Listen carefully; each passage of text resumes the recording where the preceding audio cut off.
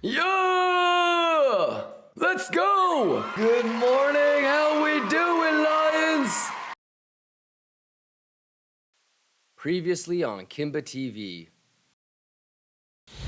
The only other thing that I can see is the swing high, swing low, nuked through golden pocket, bounced from 886, bearish rejection from the golden pocket. Obviously, that's a bad low. Yeah, so if you're not in a swing fail 3 drives short, value area high might be a little bit better, but settlement bearish retest could be an opportunity. So I don't know if this would really be a good RR. Clearly, you have this going on.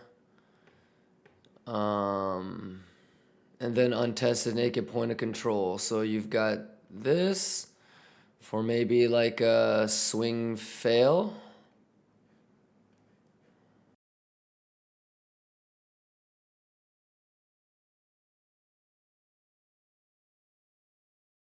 Let's get it.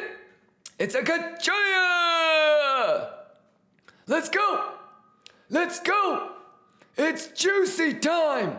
It's juicy time. Pixel. Pixel. I get joy. I get joy. Let's go, Lions. Happy Friday, y'all. Let's get nasty on them. EB801 says, what's the target for today and 20th? It hasn't changed since yesterday. It hasn't changed since the last 3 days. Yep. Did you watch yesterday's highlights, brother? Did you watch yesterday's highlights? Yeah, nothing has changed, EB. Let's get it. Any questions, ladies and gentlemen? So in 18 minutes, you're going to have your first 30-minute candle close. Just remember, though, brother, that this is a RTH sweep, right? So ETH, this is ETH, right? Electronic trading hours swept it. Remember? So if you can't remember what we talked about the swing failure of this January 7th, y'all. So if you're thinking about shorting this, how you would short it, what time frame, what edge you're going to look for, we talked about it 10 days ago. Yeah. Yeah. Yeah, so we broke this down pretty extensively, and I will play this exactly like how we talked about on January 7th. Plans prepared. Yeah, and the key thing to remember about how we prepared for this is that ETH already cleaned it, right? But when you look at RTH, it never got swept. So whichever way you want to play it, right? So whether you smashed right on that line, or you smashed right at open, or you're going to wait for 18 more minutes for the 30-minute candle close. It doesn't really matter. All right. And this is kind of like the conversations we've had about, do you want to just market smash here? Do you want to just market smash on open? Do you want to wait for the 30-minute candle close? Easy money, Bugatti money, ladies and gentlemen. Any questions? Tazaru. But Kimba, we have a gap up. Is that not bullish for BTC? No. No. So make sure you get caught up on time confirmations, okay? There's no such thing as this is bullish or this is bearish. Okay? Things increases the chances of bullishness and things decrease the chances of bullishness. So chat, would somebody like to help Tazaru out? What would RTH gap have to do for it to be increasingly bullish? Just because you have a gap like that does not mean that it is bullish. All right. So Tazaru, make sure you nerd out, okay? That's kind of like where I can tell the difference between somebody that actually spent a couple of weeks learning about RTH gaps versus somebody that might just be regurgitating and repeating what I say. All right. So if this gap is going to be bullish, you can't spend time below the open. Okay. So this is the open for you right here, right there. That's your open.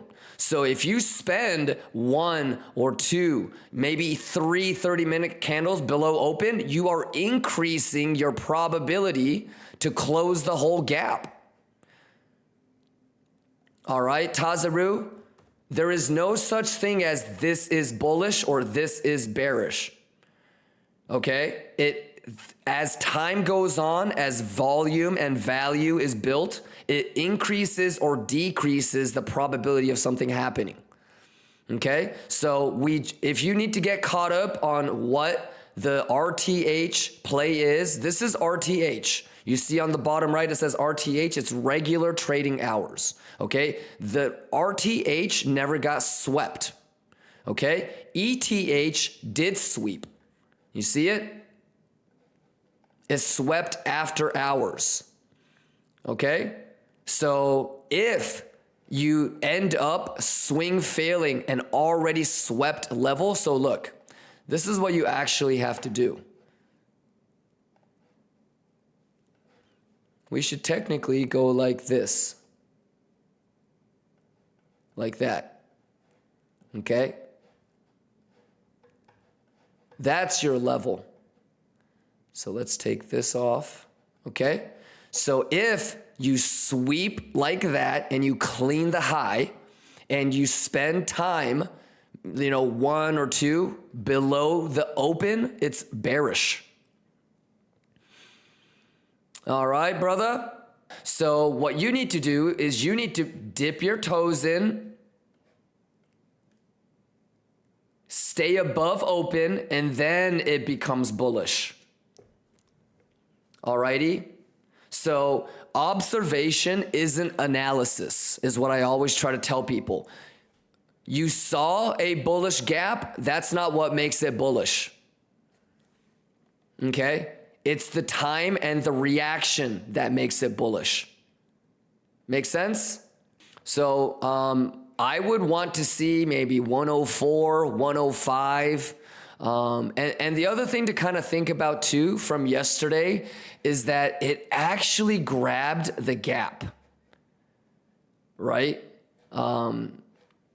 Like it had a bullish reaction off of the gap. So I think this kind of context increases the chances of market makers actually getting the big gap up there. Yeah, so like 105, 104. So, for me, it's just level to level. The next level that I have after 102 is there.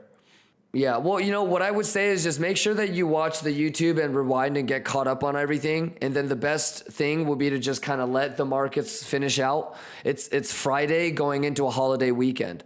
We usually talk about how, once Wall Street leaves for lunch on Friday, most people don't come back, right? Some of my friends didn't even show up for work today. The ones that had like meetings and shit or whatever, or like client stuff. They're there, but most have already left. Some are sticking around a little bit later, just a little bit, maybe an extra hour or 2. Most are heading to, DC if they got invited, or Hamptons. And so volume and liquidity is going to start to die off real fast. It's a Friday before the 3-day holiday weekend. People have bounced already. So cause of extended weekend, it's Martin Luther King and also the presidential inauguration. Yeah.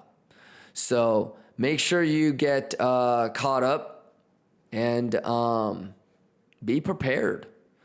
What I would find extremely funny, WTF Soul, were you here when we were talking about it? That's why we said I'm going to be a good little boy and I'm going to shave a little bit at the VWAP. It would not surprise me if you have a daily candle close below VWAP. Prepared. Yeah, and then shout outs to the lion that was asking about what would invalidate the long. Yeah, that lion was already thinking about where you don't want to be the lion that goes, "What the fuck, sir?" You want to be the lion that was asking what would invalidate the long. Ka-ching! No surprises. Remember, it would not surprise me if we have a pullback, you know, like kind of funky, and then we set a low on Monday. So definitely, for those of you that were here since the beginning of the stream and got to hear kind of like the 15-second, not really 15-second, but like the 60-second TA, identifying the level, you know, understanding what kind of reaction would kind of lead me to think it might be bullish or bearish on Monday or Tuesday.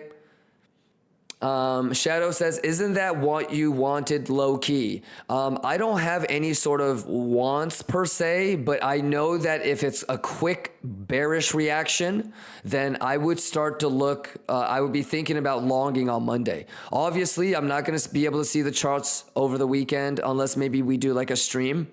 But if I'm hanging out with baby girl, I probably won't be looking at charts that much. And then when we regroup, maybe Sunday altcoin nerd out on Sunday.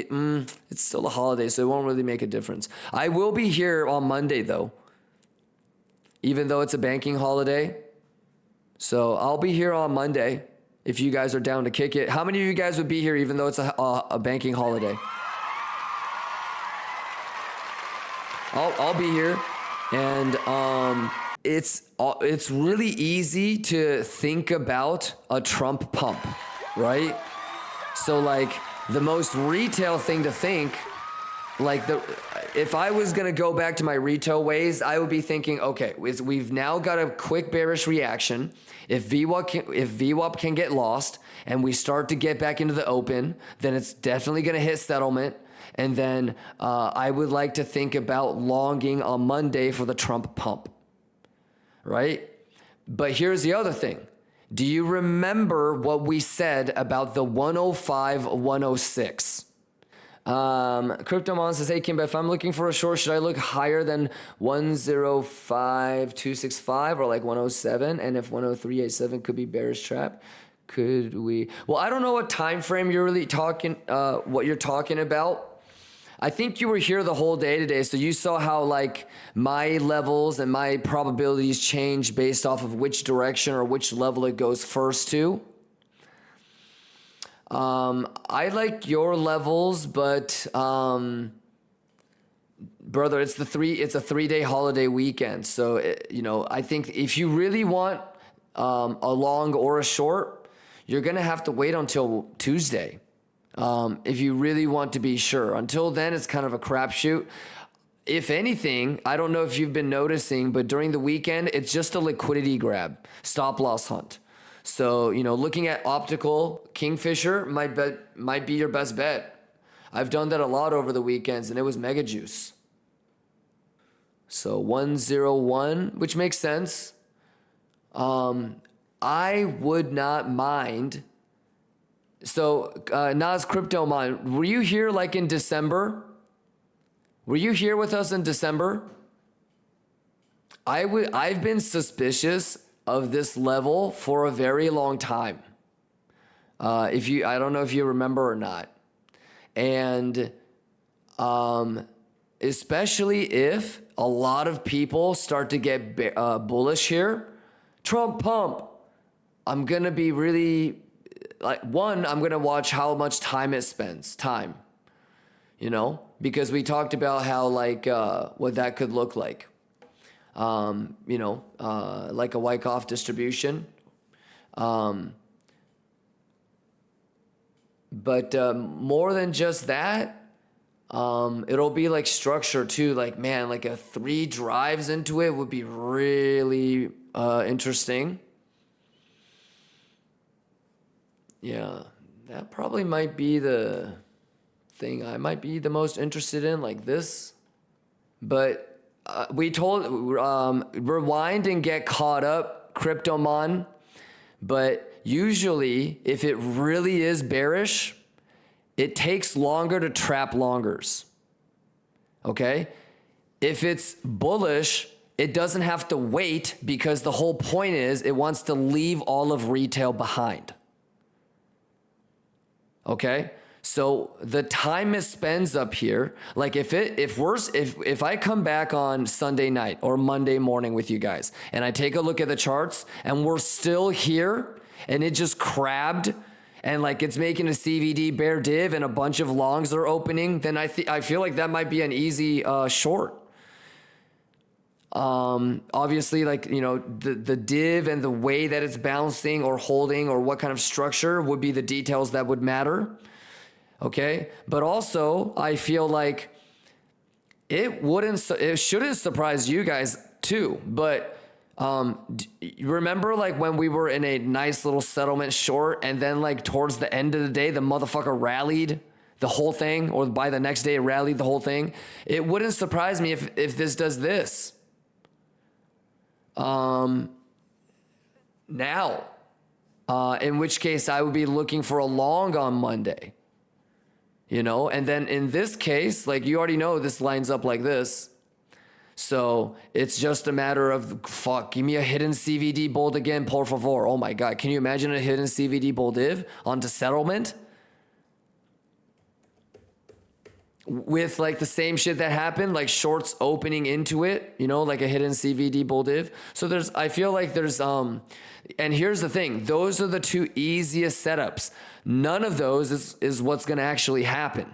It'll be a hybrid or a partial version of one of those where you get one or two of the same or different open like edge. And you're going to have to sit there thinking, dude, it's half of what Kimba was talking about. Should I do it? So sometimes like it's as simple for me as like if I only got half of the edge that I wanted, if there was 4 confluence I wanted, and if there was only 2, it's half the size. You know, if I got 3 out of 4, then I'm doing 75% of the anticipated size that I was going to originally do. If I only get 1 fucking edge and I still want to take that long or short, at most it's 25% of the whole position size that could have been. So I feel like I'm ready for both. You know, it doesn't mean that I'm going to have a Pico top short and a Pico bottom long, but nothing would really surprise me, and I'm not going to get got. I'm not going to bottom short. I'm not going to top long. So, we'll do our best. I shall do my best and see where it gets us. Yeah. All right. So, my Taco Bell is 6 minutes away. We'll go back to CME. I hope that answered your question, Nas Cryptoman. And that high is not that great, right? Yeah. So like we could do something like this, brother, in the next 60, 90 minutes, pixel perfect, and then it closes. The 30-minute candle body is below this and below this. Dude, then my plans for Monday and Tuesday would, adjust a little bit as well. You know, but that would be like, oh my God, I'm going to be looking for a long down there on Monday or Tuesday type of shit. And then I would expect it to, come back down here relatively quickly. The whole crabbing idea wouldn't, probably wouldn't be in play anymore. And that's when you would be thinking to yourself, like, if you do see that, and like, let's say, for example, you have a candle that goes, but it touches it and then it tucks back in and it wicks back into this line again. Like that's an easy market smash post only short, stop loss right there. And then, you definitely need that VWAP to get broken. But if you don't want to smash short that, or you didn't want to smash short that, you could maybe smash short that, or you could wait until you get the bearish retest. Some people are going to wait for this to be like that failed auction too. So even though I'm not in a short right now, there's a couple of scenarios where I just have to be like, holy fuck, this is bearish market, but the invalidation would be like a higher high. Does that make sense? Nas Cryptomon. Preparation is good, but at the end of the day, our job is to read the data. So, even if the bullets are flying, you still got to be able to look at it and be able to pivot and say, oh, wow, I actually have edge. I got to take it. So you guys excited? How many of y'all excited? What's the one thing that you guys are going to do different next week? I don't know the exact time, Lux Slayer, but I'm gonna be streaming on Monday, and we'll see the fucking speech together. If you're down, I'm gonna show up bright and early on Monday. A lot of my friends are like going to Vegas, and I there's a 10%, 20% chance I might go to Vegas this weekend, but dude, I juiced, and I need to really think about how I wanna. It's interesting, right? Because it's probably low chance now that Bitcoin could like rotate from the 105, 106 all the way down to the 85 or 72 or whatever zones that we've been talking about to the downside. But just in case it does that, I want to make sure that altcoins, we're good to go on altcoins. And if Biddy pulls back kind of hard, but the altcoins don't pull back as hard, that's going to mean things like Sol, ETH, BTC, those things are probably bullish as fuck. So we're getting pretty close to that FOMC day, ladies and gentlemen. You guys excited? I'm never going to touch more than 50x leverage. Thank God. You stand no chance, Nick. You know? Yeah, that's just straight gamba. The allure of making hella money is overpowering, right? But you got to understand that the edge is against you at high leverage. So, yeah, but better late than never. We all have those moments. Madway says, whoa, this week has been juicy juice on alpha. It's been eye-opening to see preparations work out. Yes, sir. Yes, sir. And we'll get after it again next week. Madway. In general, Madway, it's a 3-day holiday weekend, so I wouldn't over invest capital on weekend bing bong ding dong. But 2, based off of how this box reacts between now and market close, certain narratives are going to be taken off of the table, and certain narratives get to stay on the table. Like, is it really bearish? Is it really bullish? All right, any people getting trapped? Which way is the open interest going up? Stuff like that. So the easiest thing for me to play or anticipate would be like a weekend bing bong ding dong, and I would assume that it's building value up here, but with low volume. So I'm going to be interested to see if there's any sort of CVD divergences that might lean towards a bearish lean. All right. I'm probably not afraid to short during the weekend. I'll probably try a couple of shorts if there is an opportunity to do it, just in case they want it lower for the Trump pump. All right. But that being said, we all know that you've got underwater shorts that have yet to close. So that means you're putting your stop loss at break even right away. We'll see if we can see like a continuation of the 3 drives pattern right here in the next 90 minutes before we have to say goodbye to each other for the weekend. But 3 drives, ladies and gentlemen. So some people are going to take the break because you can't. If you're going to short inside the box, that's kind of risky, right? But you're getting structure, okay? The divergence might be there. So again, this is probably the best. I mean, you could be aggressive. There's no right or wrong. The stop loss is always going to be the same. But it would be much better if you can get a candle that breaks below. So until then, you got to understand that it's spending time in the box, which means that it's going to have a higher probability with every second that it spends in here to go rotate to the full, complete other side. All right. So, for example, in the next 22 minutes, you're going to be able to significantly increase or decrease the probability of a 3 drives happening. Scav says next week, no exceptions from waiting for 2 by 30-minute candles. Every time I cut corners on this roll, I get burned. It's tricky. Scav, what I would say too also is you can do both. So I love the rule and I'm going to hold you to it, but also try to see if there's a way to figure out when it's okay to cut corners and when it isn't. All right, Scav. So like I gave you an example of where the most bearish 3rd drive would have been if this candle closed back below here. Does that make sense? So the fact that you're kicking it in the box is what gives you suspect that, oh fuck, maybe I should wait. If the reaction was and it was already, when it was spending time down here, that's the one that you don't have to wait for that 30-minute candle close. You know, if S&P and Biddy both had CVD bear divergences on the smaller time frame, it might be all right. You know,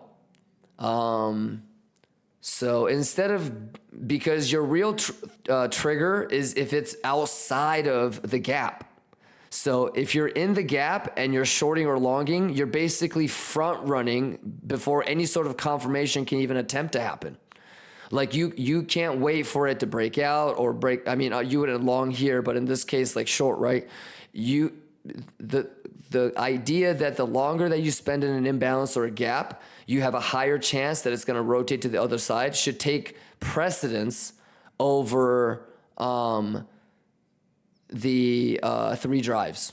So like this is maybe your last chance, bears, to get the fuck back outside of the box. You know, otherwise clock is ticking, because then you have a second body inside of, which almost kind of guarantees that you're going to hit that side.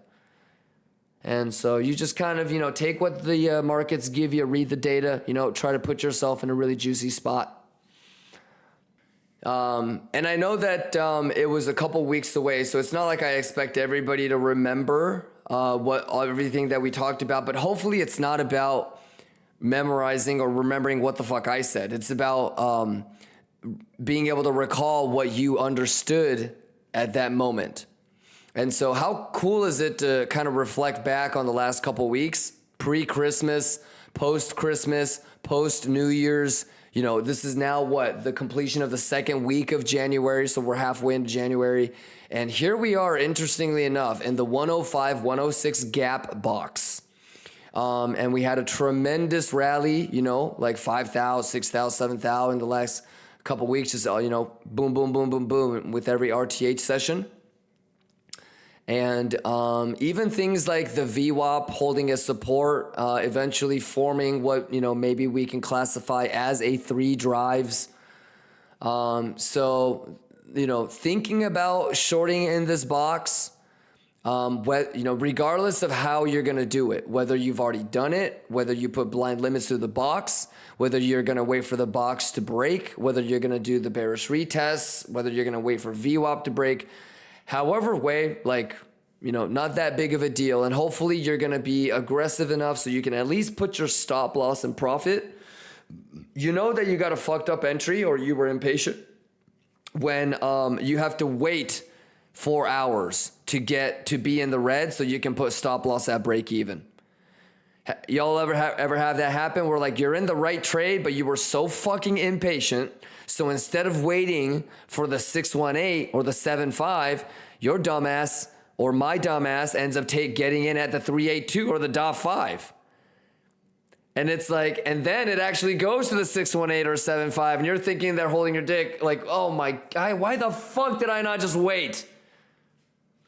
And so our dumbasses, we end up fucking holding it's a good trade, but it's a horrible fucking execution.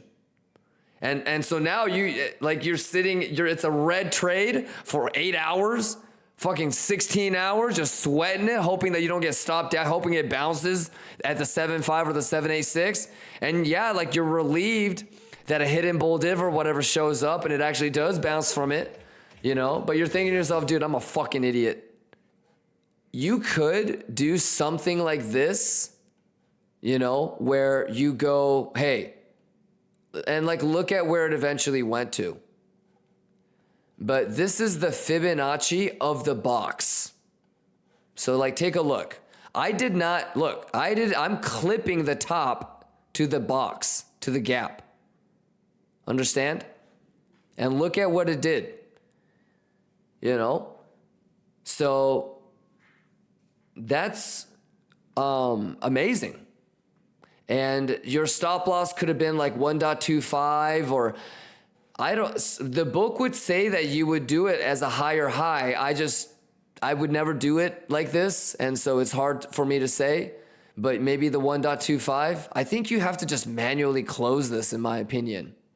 Because, like, you don't want to be the dumbass that there's a swing fail and then you get stopped out and then left behind, like, instead of having that entry from right there. So that's tricky, but I like it. I love it, you know, and then, like, you completely nuked through. But it didn't really nuke through. It just reverted to the other side of the zone, you know? So if it starts to spend time in the box, it's a little bit fucked, right? For your short. The only thing maybe that can counteract it building value in the gap would be that it's the weekend, you know, and ETH and RTH and CME are completely off. Hey, loggers, I'm rooting for you. Shorters, I'm rooting for you. You know the drill. Bulls, Bears, we're all Lions. Have a great weekend. You know what it is. I'm going to expect your best. Let's get after it. Tell me what happens if you don't eat all your rice. I mean, put your stop loss in profit. Touch